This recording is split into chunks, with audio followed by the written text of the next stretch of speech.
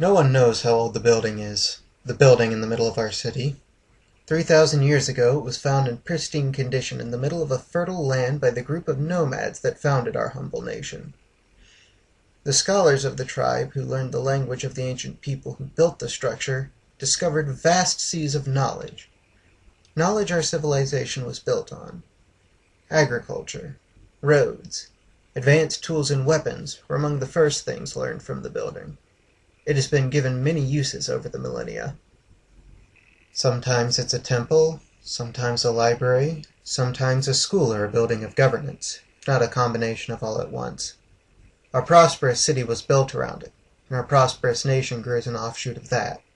But our nation and city slowly drifted apart. You see, with great knowledge comes many secrets as well.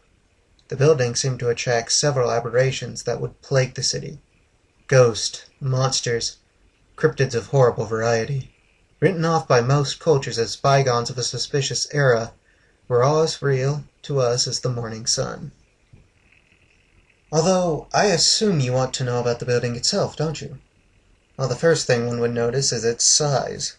It was the size of a village on its own. In fact, the nomads had originally used it for shelter. It had several plateaus, with grand stairs leading to each level, and gargantuan gates at every entrance. Every surface gleamed like 1,000 stars. The main feature was a tower that reached for the sky.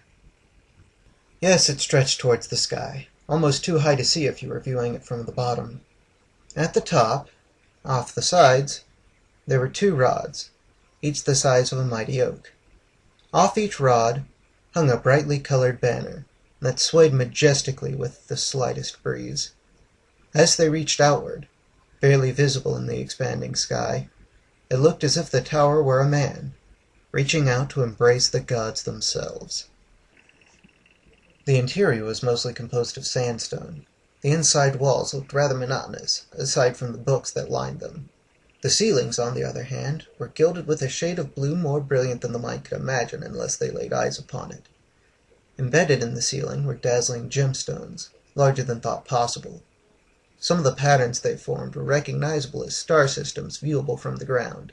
Some were thought to be fictitious, until later observed with telescopes and other viewing technologies.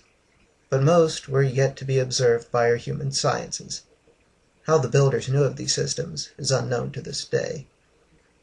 Most areas are open to the public to view and study as they please. Other areas, however, are restricted to esteemed scholars, such as myself, government officials, and high-ranking clergy, among a sparse selection of others. Being in the right position is not enough, though.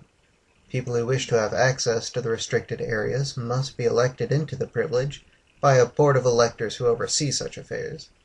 I can't disclose too much here, which is not to say I know much about the process to begin with, but I do remember having to take mentally vigorous written exams, whose subject matter I was not made privy to until the day of, as to prevent study of the subject, and even more strenuous tests evaluating my mental health and fortitude. I still get those tests weekly, just to ensure my sanity is not in the process of slipping. I do enjoy the mostly unrestricted access to the knowledge of the ancient structure, but I'd be lying if I said it didn't have its drawbacks. I'm sure you've heard the phrase, humans fear what they don't understand. Well, I'm afraid this is only a half-truth. Often, knowledge can give us control, which, consequently, gives us less reason to fear. However, much of the knowledge I have happened upon has simply shown me how little control us humans truly have. If I were to divulge any such information to you, then, well, let's just say the electors were wise to bar access of such knowledge from the public eye. Mind you, I tell you this out of concern, not pride. There is some knowledge even I could not handle. Remember that tower I told you of? Well, at the top of the tower lies a room that has been sealed off for centuries. In it lie texts and codes in several ancient languages, some on scrolls, some in ether, and some scrawled and scratched into the walls. Knowing the languages, it would seem, is simply not enough, as the texts seem to be written in a code that has left even the greatest cryptographers frustrated, confused, and downright stumped even, after decades of examination.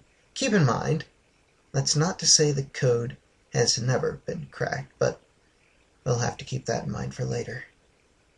Even before the room was sealed off for good, not that many people were allowed access to it. The most that were ever given this privilege at a time has been 5. It didn't matter much, though, since a vast majority haven't been able to understand a thing in that room.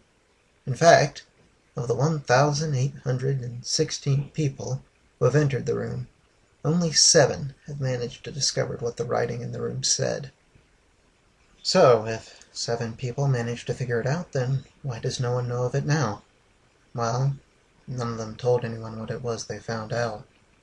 Now, knowing what's in the room makes people do strange things. Of the 7, 3 of them have tried to, unsuccessfully, destroy the building. One man threw himself from the tower, his last words being, "I know now," as he fell. Needless to say, he didn't make it.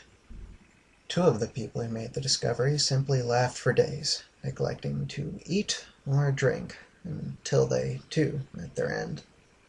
The last one, however, was the one that stuck out the most. The man was a cleric who went by the name Lu Yeshu, and after figuring out the secret of the tower, he attempted omnicide. You didn't hear that wrong. I did say omnicide, as in the killing of all humans on Earth. I can't say he got close to achieving his goal, but he got much farther than any human logically should have. After that, the council finally decided to ban access to the tower indefinitely. Well, that is, until recently. A charismatic, platinum-haired cleric managed to talk his way in. They say he's almost cracked the code. He seems like a good enough man, though.